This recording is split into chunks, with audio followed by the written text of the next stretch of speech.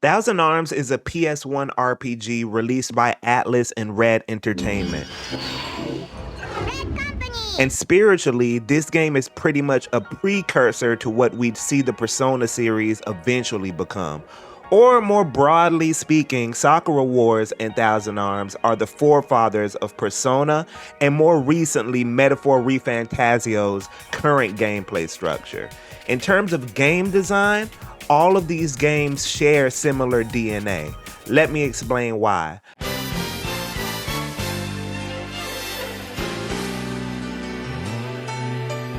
Sakura Wars is a tactical role-playing game series that incorporated dating sim elements. The debut entry released in 1996 and was developed by Sega and once again, Red Entertainment. The way these games blended the combat and dating sim elements was by having one section of the game called Adventure Mode.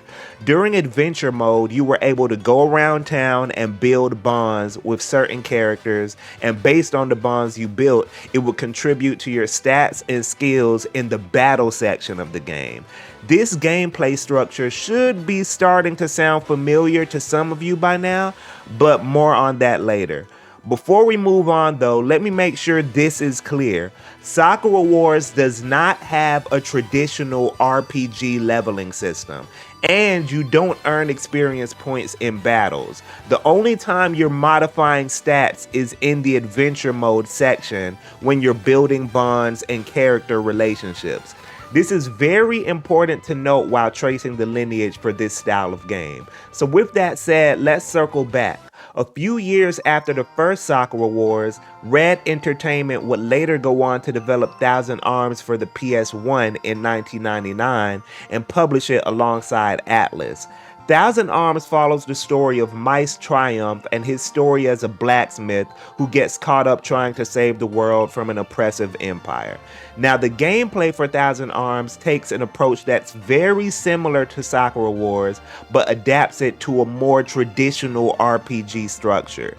The game has standard RPG dungeons and overworld exploration with enemies that you can battle and defeat to gain experience points. But there's also an additional dating sim element to the game. The dating sim elements in Thousand Arms allow you to interact with several different women in the game to raise your intimacy level. As a blacksmith, your intimacy level with these different women allows you to forge stronger weapons and new skills. Behind every great man is a harem of women, or whatever the quote says, I don't know. Anyway, yeah, Thousand Arms is actually a groundbreaking game in this regard, and it actually surprises me that it's not talked about more for how it combined traditional RPG elements with social sim gameplay. Not only that, but this game had anime cutscenes, animated visual novel style portraits for a lot of the dialogue, a J-pop intro sequence sang by the biggest Japanese pop star of all time, Ayumi Hamasaki, and this game has what is probably the most amount of voice acted lines of any PlayStation 1 RPG. I want to say the most amount of voice acted lines of any PS1 game, period, of any genre, but we may need to do a fact check on that part though.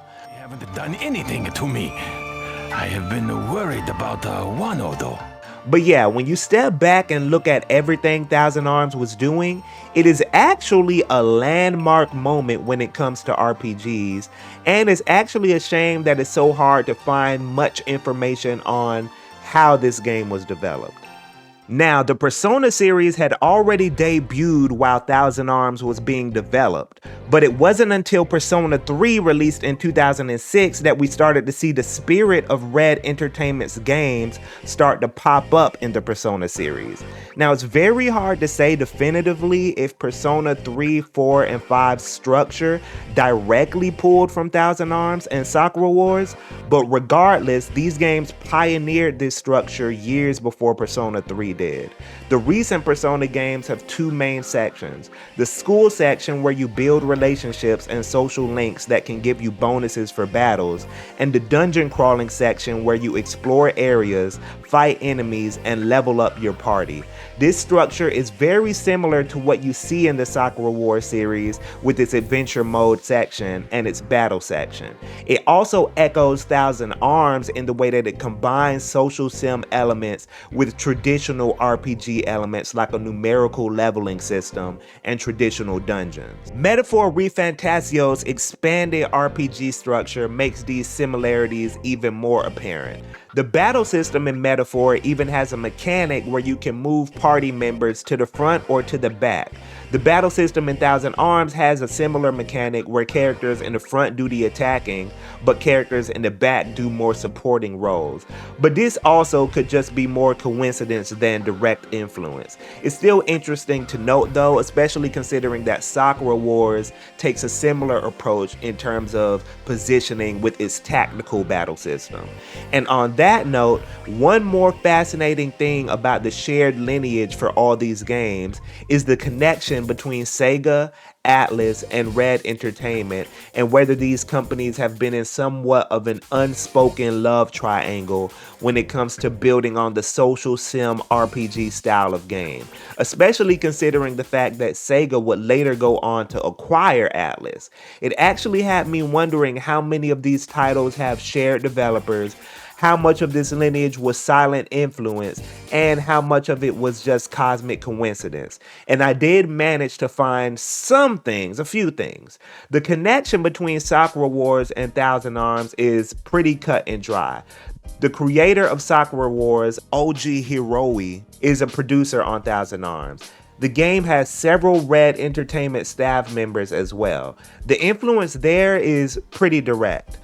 Now, finding shared developers between Red Entertainment games and the Persona games was a more difficult task though. Atlas was mainly a publisher for Thousand Arms, but they did have some developers that assisted with the game as well.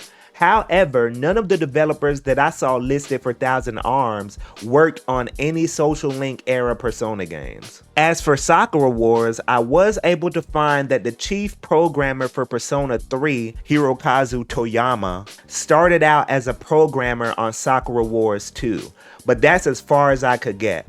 There's also the mysterious ghost developer Tose, or Tose, I'm not sure how it's pronounced, that has allegedly done work with Atlas as far back as Thousand Arms and allegedly still collaborates with them. Theories aside though, Thousand Arms is one of my favorite RPGs of all time, and I think when it comes to the discussion of social sim elements in RPGs, it's the missing link of the genre that I hope gets more acknowledgement in the future, along with its predecessor Sakura Wars, and hopefully a port in the future too. Come on, Atlas. Comment if you have thoughts, support if you like, and subscribe to support. It's GK, peace out.